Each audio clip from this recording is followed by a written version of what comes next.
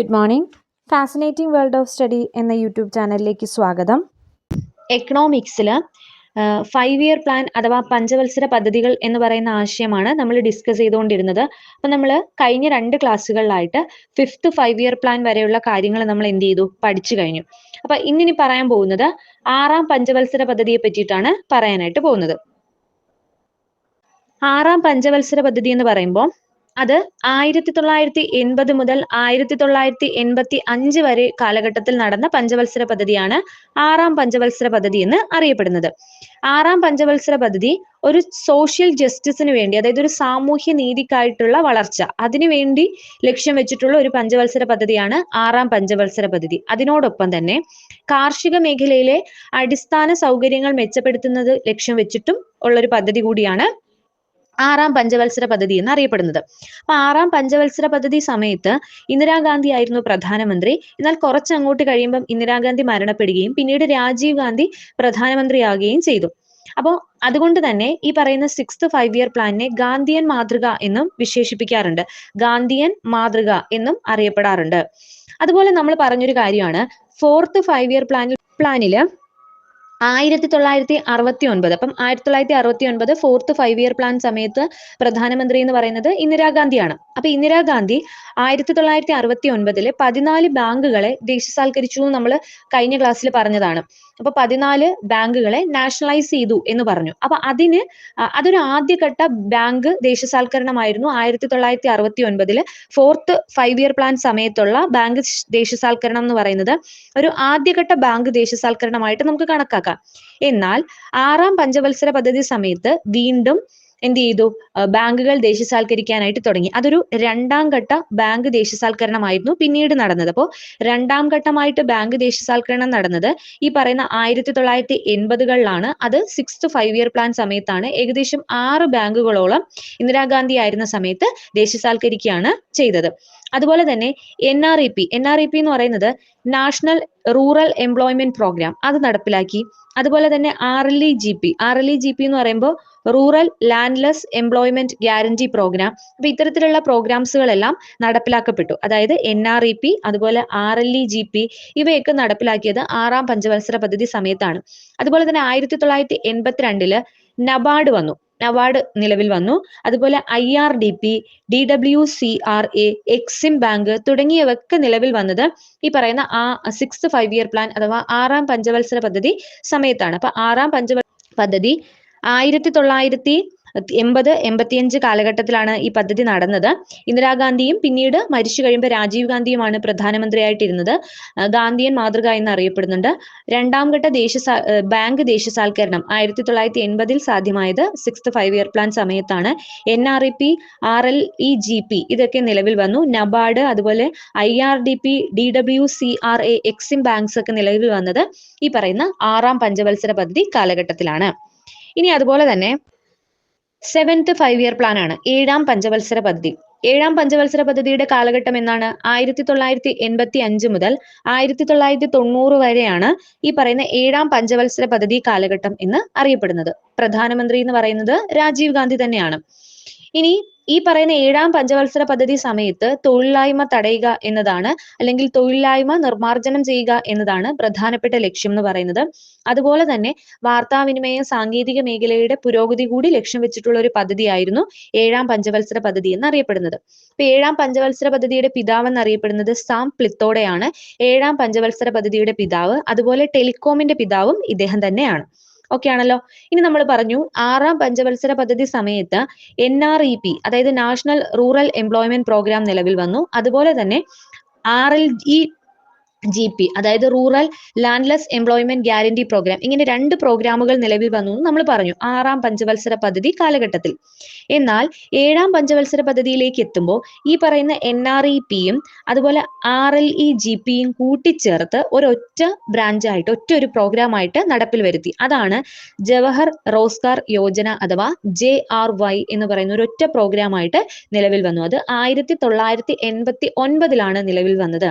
അതായത് 6ാം പഞ്ചവത്സര പദ്ധതി കാലഘട്ടത്തിൽ നിലവിൽ വന്ന NREPയും RLEGPയും കൂടി കൂട്ടിച്ചേർത്ത് ജവഹർ റോസ്ഗാർ യോജന അഥവാ JRY എന്ന് പറയുന്ന ഒരു പ്രോഗ്രാം നിലവിൽ വന്നു. ഓക്കെ ആണല്ലോ. അതുപോലെ തന്നെ ഈ 7ാം പഞ്ചവത്സര പദ്ധതി സമയത്ത് വാർത്താവിനിമയ ഗതാഗത മേഖലയിൽ ഏറെ പുരോഗതി വന്നു എന്ന് നമ്മൾ പറഞ്ഞു. അതുപോലെ തന്നെ ഇന്ത്യയിലെ വിവര സാങ്കേതിക വിദ്യയിലും വലിയ രീതിയിലുള്ള പുരോഗതി വന്ന ഒരു പഞ്ചവത്സര പദ്ധതി കാലഘട്ടമാണ് 7ാം പഞ്ചവത്സര പദ്ധതി കാലഘട്ടം എന്ന് അറിയപ്പെടുന്നത്. അതുകൊണ്ട് തന്നെ ഇന്ത്യൻ വിവര സാങ്കേതിക വിദ്യ, അതായത് ഫാദർ ഓഫ് ഇന്ത്യൻ IT എന്നറിയപ്പെടുന്നത് രാജീവ് ഗാന്ധി കൂടിയാണ്. അതുകൂടി ഓർത്തു വെച്ചിരിക്കാം. അതുപോലെ ഈ 7ാം പഞ്ചവത്സര പദ്ധതി കഴിഞ്ഞു. അത് കഴിഞ്ഞിട്ട് ഒരു 2 വർഷം ഉണ്ടായിരുന്നു. അപ്പൊ ആ 2 വർഷം വീണ്ടും ഒരു പ്ലാൻ ഹോളിഡേ എന്നുള്ള രീതിയിൽ ഒരു 2 വർഷം ഒരു വാർഷിക പദ്ധതിയായിട്ട് നടപ്പിലാക്കിയുണ്ടായി. അത് ചില കേന്ദ്ര പ്രശ്നങ്ങളൊക്കെ കാരണമാണ് ഈ പറയുന്ന വാർഷിക പദ്ധതിയായിട്ട് പിന്നീട് 2 വർഷം നടപ്പിലാക്കേണ്ടതായിട്ട് വന്നു. അപ്പൊ അത്തരത്തിൽ പിന്നീട് 2 വർഷത്തേക്ക് ഒരു ചെറിയ വാർഷിക പദ്ധതി മാത്രമായിട്ട് നടപ്പിൽ വരുത്തി. പിന്നീട് അതിനുശേഷം വന്നതാണ് 8ാം പഞ്ചവത്സര പദ്ധതി അഥവാ 8th 5-year പ്ലാൻ. വളരെ ഇമ്പോർട്ടന്റ് ആയിട്ടുള്ള ഒരു 5-year പ്ലാൻ ആണ് 8th 5-year പ്ലാൻ എന്ന് പറയുന്നത്. 8ാം പഞ്ചവത്സര പദ്ധതി കാലഘട്ടം എന്ന് പറയുന്നത് 1992 മുതൽ 1997 വരെയുള്ള കാലഘട്ടമാണ് 8ാം പഞ്ചവത്സര പദ്ധതി കാലഘട്ടം എന്ന് അറിയപ്പെടുന്നത്.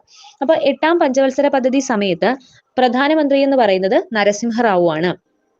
ഈ 8ാം പഞ്ചവത്സര പദ്ധതി സമയത്ത് ഈ പറയുന്ന മൊത്തത്തിലുള്ള ഒരു വിഭവശേഷി അത് വികസിപ്പിക്കുക, അതുപോലെ തന്നെ നമ്മൾ മൊത്തത്തിലുള്ള ഒരു വികാസം ഉണ്ടാവുക, അതായത് ഒരു ഉദാരവൽക്കരണവും സ്വകാര്യവൽക്കരണവും ആഗോളവൽക്കരണവും പോലുള്ള പുതിയ സാമ്പത്തിക പരിഷ്കാരങ്ങൾ നടപ്പിലാക്കുക, അതൊക്കെയായിരുന്നു ഈ പറയുന്ന 8ാമത്തെ പഞ്ചവത്സര പദ്ധതിയുടെ ലക്ഷ്യം എന്ന് പറയുന്നത്.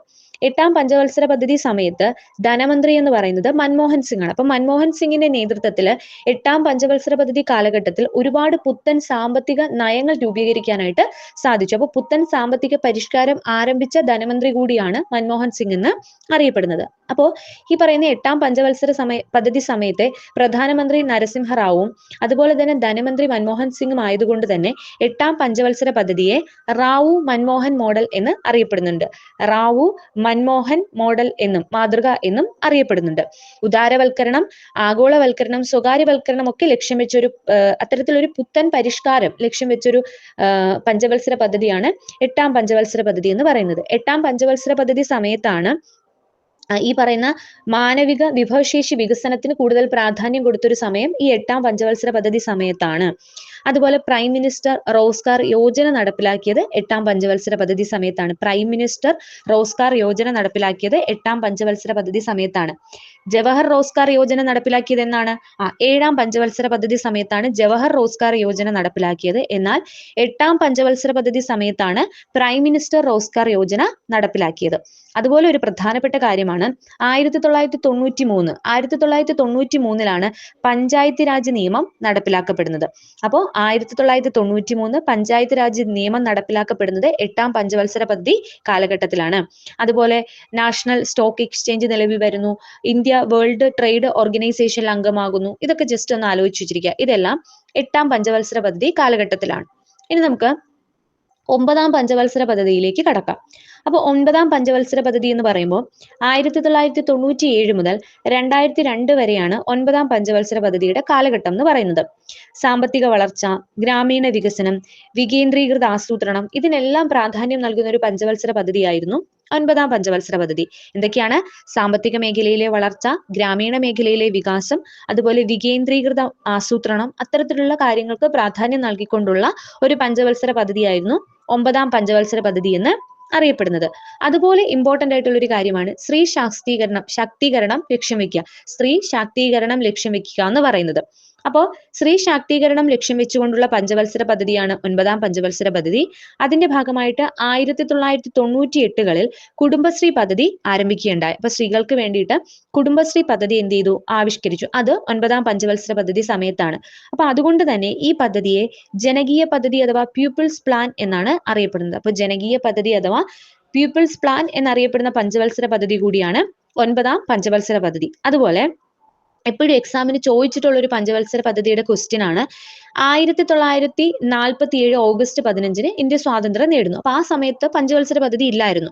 എന്നാൽ 1997 ഓഗസ്റ്റ് 15 ആകുമ്പോൾ ഇന്ത്യക്ക് സ്വാതന്ത്ര്യം കിട്ടിയതിന്റെ 50ാം വാർഷികമാണ്. അപ്പൊ ഈ 50ാം വാർഷികം നടക്കുന്ന സമയത്ത് ഉള്ള പഞ്ചവത്സര പദ്ധതി ഏതാണെന്ന് ചോദിച്ചാൽ നമുക്ക് ഏതെന്ന് പറയാം? 9ാം പഞ്ചവത്സര പദ്ധതി എന്ന് പറയാം. അതായത് 1997 ഓഗസ്റ്റ് 15 ഇന്ത്യക്ക് സ്വാതന്ത്ര്യം കിട്ടിയതിന്റെ 50-ാം വാർഷികം നമ്മൾ ആഘോഷിക്കുമ്പോൾ ഉള്ള പഞ്ചവത്സര പദ്ധതി എന്ന് പറയുന്നത് 9-ാം പഞ്ചവത്സര പദ്ധതിയാണ്. ഈ സമയത്ത് രാഷ്ട്രപതി എന്ന് പറയുന്നത് KR നാരായണനാണ്. അത് ഓർത്ത് വെച്ചിരിക്കുക. പ്രധാനമന്ത്രി എന്ന് പറയുന്നത് IK ഗുജറാൾ ആണ് പ്രധാനമന്ത്രി എന്ന് പറയുന്നത്.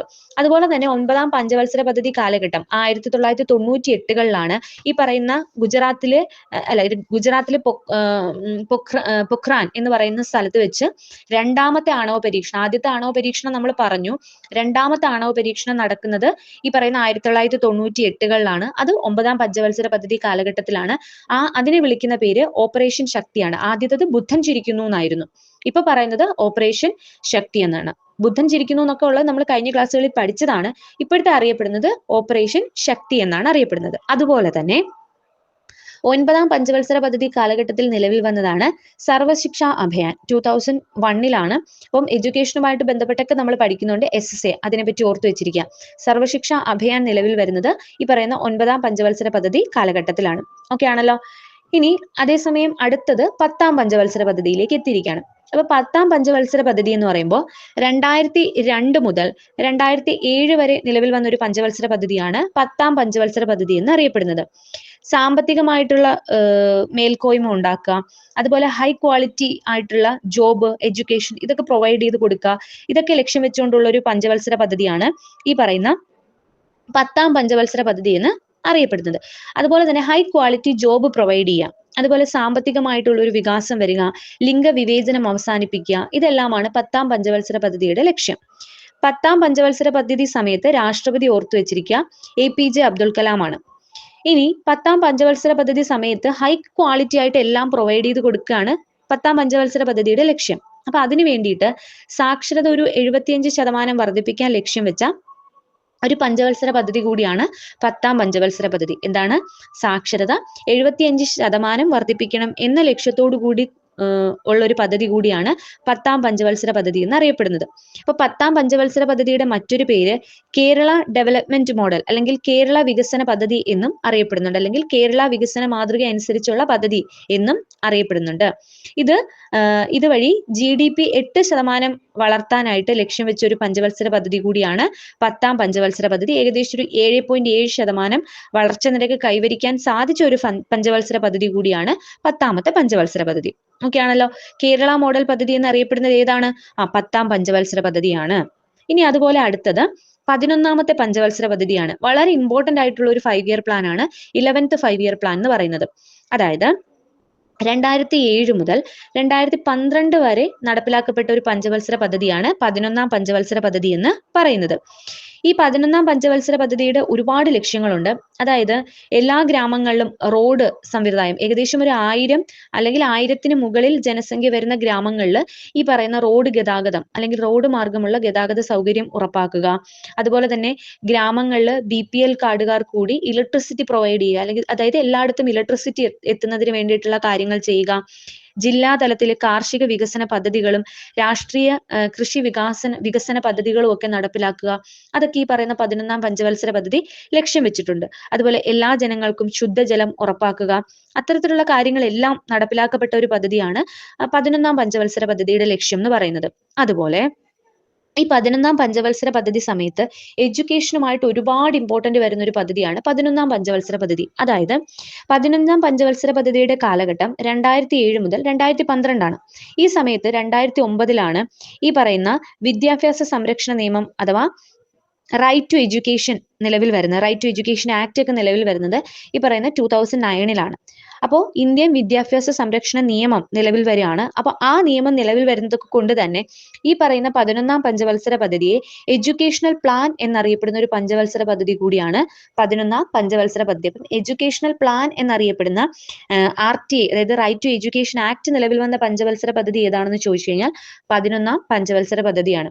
അതുപോലെ തന്നെ ഇൻക്ലൂസീവ് ഗ്രോത്ത്, എല്ലാവരെയും ഉൾക്കൊള്ളിച്ചുകൊണ്ടുള്ള ഒരു വളർച്ച, അത് ലക്ഷ്യം വെച്ചതും ഈ പറയുന്ന 11-ാം പഞ്ചവത്സര പദ്ധതിയാണ്. ആധാർ നിലവിൽ വരുന്നത് ഈ 11-ാം പഞ്ചവത്സര പദ്ധതി സമയത്താണ്. 2007, 2012 കാലഘട്ടത്തിലുള്ള 11-ാം പഞ്ചവത്സര പദ്ധതി കാലഘട്ടത്തിലാണ് ആധാർ നിലവിൽ വരുന്നത്. അതുകൂടി ആലോചിച്ച് വെച്ചിരിക്കുക. 2009ലാണ് ആധാർ ആരംഭിക്കുന്നത്. ഓക്കെ ആണോ? ഇനി ഈ 11-ാം പഞ്ചവത്സര പദ്ധതി 2009ലാണ് ആധാർ ആരംഭിക്കുന്നത്. 11ാം പഞ്ചവത്സര പദ്ധതി സമയത്ത് നല്ല വിജയമുണ്ടായ ഒരു പഞ്ചവത്സര പദ്ധതിയാണ് 11ാം പഞ്ചവത്സര പദ്ധതി. നമ്മൾ ഈ 12 പഞ്ചവത്സര പദ്ധതികളും പഠിച്ചപ്പോൾ അതിനകത്ത് ഏറ്റവും പരാജയമുള്ളതും അതുപോലെ നെഗറ്റീവ് വികസനമുള്ളതുമായിട്ടുള്ള ഗ്രോത്ത് ഉണ്ടായതുമായിട്ടുള്ള പഞ്ചവത്സര പദ്ധതിയാണ് 3ാം പഞ്ചവത്സര പദ്ധതി എന്ന് നമ്മൾ പഠിച്ചു. എന്നാൽ ഏറ്റവും കൂടുതൽ പുരോഗതി ഉണ്ടാക്കിയ പഞ്ചവത്സര പദ്ധതി ഏതാണെന്ന് ചോദിച്ചു കഴിഞ്ഞാൽ അത് ഈ പറയുന്ന 11ാം പഞ്ചവത്സര പദ്ധതിയാണ്. എഡ്യൂക്കേഷണൽ പ്ലാൻ എന്നറിയപ്പെടുന്ന പഞ്ചവത്സര പദ്ധതിയാണ് ഏറ്റവും മികച്ച റിസൾട്ട് ഔട്ട്പുട്ട് തന്ന പഞ്ചവത്സര പദ്ധതി എന്ന് അറിയപ്പെടുന്നത്. ഇനി 12ാം പഞ്ചവത്സര പദ്ധതിയാണ് ലാസ്റ്റ് പഞ്ചവത്സര പദ്ധതിയാണ്. അതായത് 2012 മുതൽ 2010 വരെ നടപ്പിലാക്കിയ പഞ്ചവത്സര പദ്ധതിയാണ് 12ാം പഞ്ചവത്സര പദ്ധതി എന്ന് അറിയപ്പെടുന്നത്. അപ്പൊ ഈ പഞ്ചവത്സര സമയത്ത് പ്രധാനമന്ത്രി എന്ന് പറയുന്നത് മൻമോഹൻ സിംഗ് ആണ്. ലക്ഷ്യം വെച്ചത് എന്താണ്? സുസ്ഥിര വികസനമാണ്. അതായത് സസ്റ്റൈനബിൾ ആയിട്ടുള്ള ഡെവലപ്മെന്റ് ആണ്. അതായത് ഇന്നത്തെ തലമുറ ഉപയോഗിക്കുകയും വേണം, നാളത്തെ തലമുറയ്ക്ക് വേണ്ടിയിട്ട് ഈ പറയുന്ന പരിസ്ഥിതി ആണെങ്കിലും പരിസ്ഥിതി വിഭവങ്ങളാണെങ്കിലും ഒക്കെ സംരക്ഷിച്ചു വെക്കുക എന്നുള്ളതാണ് സസ്റ്റൈനബിൾ ഡെവലപ്മെന്റ് കൊണ്ട് ഉദ്ദേശിക്കുന്നത്. അപ്പൊ അത്തരത്തില് ഒരു സുസ്ഥിര വികസനം ലക്ഷ്യം വെച്ചുകൊണ്ടുള്ള ഒരു പഞ്ചവത്സര പദ്ധതിയായിരുന്നു ഈ പറയുന്ന 12ാം പഞ്ചവത്സര പദ്ധതി. അതുപോലെ ത്വരിതഗതിയിലുള്ള വികസനം കൂടി ലക്ഷ്യം വെച്ചുകൊണ്ടുള്ള ഒരു പഞ്ചവത്സര പദ്ധതിയാണ് 12ാം പഞ്ചവത്സര പദ്ധതി. പ്രധാനമന്ത്രി എന്ന് പറയുന്നത് മൻമോഹൻ സിംഗ് ആണ്. 2012 മുതൽ 2017 വരെയുള്ള പഞ്ചവത്സര പദ്ധതിയാണ് 12ാം പഞ്ചവത്സര പദ്ധതി എന്ന് അറിയപ്പെടുന്നത്. അപ്പോൾ 12ാം പഞ്ചവത്സര പദ്ധതിയുടെ ഉപാധ്യക്ഷൻ, അപ്പൊ പഞ്ചവത്സര പദ്ധതി അവസാനിക്കുകയാണ്. അപ്പൊ അതിന്റെ ഉപാധ്യക്ഷൻ എന്ന് പറയുന്നത് മൊണ്ടേങ് സിംഗ് അലുവാലിയാണ്. അപ്പൊ അവസാനത്തെ ഉപാധ്യക്ഷൻ കൂടിയാണ് അദ്ദേഹം. അതൊന്ന് ആലോചിച്ച് വെച്ചിരിക്കുക. അപ്പോൾ അവസാനത്തെ ഉപാധ്യക്ഷനായിട്ടുള്ളത് മൊണ്ടേങ് സിംഗ് അലുവാലിയാണ്. അത് ഈ പറയുന്ന 12ാം പഞ്ചവത്സര പദ്ധതി കാലഘട്ടത്തിലാണ് ഉണ്ടായിരുന്നത്. ഇനി 12ാം പഞ്ചവത്സര പദ്ധതിയോടുകൂടി പിന്നെ പഞ്ചവത്സര പദ്ധതി എന്ന് പറയുന്ന ഒരു ആശയം നിർത്തലാക്കുകയും പിന്നീട് അതിനുശേഷമാണ് നീതി ആയോഗ് നടപ്പിലാക്കുകയും ചെയ്തത്. അപ്പൊ പഞ്ചവത്സര പദ്ധതി പോലെ തന്നെ ഈ 5 വർഷത്തെ ഇങ്ങനെ ഒരു നടത്തിപ്പ് അത് അവസാനിപ്പിക്കുകയും അതിനുശേഷം ഈ പഞ്ചവത്സര പദ്ധതി എന്ന് പറയുന്ന ആശയം അത് വേണ്ട, അപ്പം അതിനുശേഷം വന്നൊരു രീതിയാണ് നീതി ആയോഗ്. ഈ 12ാം പഞ്ചവത്സര പദ്ധതി സമയത്താണ് നമ്മൾ പറഞ്ഞു സുസ്ഥിര വികസനം ലക്ഷ്യം വെക്കുന്നു എന്ന് പറഞ്ഞു. അതുപോലെ തന്നെ സ്വച്ഛ ഭാരത് മിഷൻ വന്നത് ഈ 12ാം പഞ്ചവത്സര പദ്ധതി കാലഘട്ടത്തിലാണ്. അതുപോലെ തന്നെ ബേട്ടി ബച്ചാവോ ബേട്ടി പഠാവോ, അതായത് കുട്ടികളും പഠിക്കട്ടെ, പെൺകുട്ടികളുടെ പഠനവുമായിട്ട് ബന്ധപ്പെട്ട് ബേട്ടി ബച്ചാവോ ബേട്ടി പഠാവോ ഒക്കെ വന്നത് ഈ പറയുന്ന 12ാം പഞ്ചവത്സര പദ്ധതി കാലഘട്ടത്തിലാണ്. അതുകൂടി ഒന്ന് ആലോചിച്ച് വെച്ചിരിക്കാം. അതിനുശേഷമാണ് പഞ്ചവത്സര പദ്ധതി 12ാം പഞ്ചവത്സര പദ്ധതിയോടുകൂടി പഞ്ചവത്സര പദ്ധതി എന്ന് പറയുന്ന ഒരു ആശയം അവസാനിപ്പിക്കുകയും അതിനെ തുടർന്ന് പിന്നീട് അങ്ങോട്ട് നടപ്പിലാക്കപ്പെട്ടത് നീതി ആയോഗാണ്. അപ്പൊ നമുക്കിനി അടുത്ത ക്ലാസ്സിൽ നമ്മൾ പറയാൻ പോകുന്നത് പ്ലാനിംഗ് കമ്മീഷൻസിനെ പറ്റിയിട്ടാണ്. പ്ലാനിംഗ് കമ്മീഷൻ ഈ പറയുന്ന 5 ഇയർ പ്ലാനിന് സപ്പോർട്ടീവ് ആയിട്ട് പദ്ധതികൾ ആവിഷ്കരിക്കുന്നത് പ്ലാനിംഗ് കമ്മീഷനാണ്. പ്ലാനിംഗ് കമ്മീഷൻ ഇനി നമ്മൾ പറയും. അതിനുശേഷം ഈ പറയുന്ന 5 ഇയർ പ്ലാനിന് ശേഷം ഇംപ്ലിമെന്റ് ചെയ്ത പദ്ധതിയായിട്ടുള്ള നീതി ആയോഗിനെ പറ്റിയിട്ട് നമ്മൾ പറയും. വീഡിയോസ് യൂസ്ഫുൾ ആണെന്ന് തോന്നുവാണെങ്കിൽ ലൈക്ക്, ഷെയർ, ഒന്ന് സബ്സ്ക്രൈബ് കൂടി ചെയ്തേക്കുക. അടുത്ത ക്ലാസ്സിൽ അടുത്ത ടോപ്പിക്കുമായിട്ട് വരാം. താങ്ക്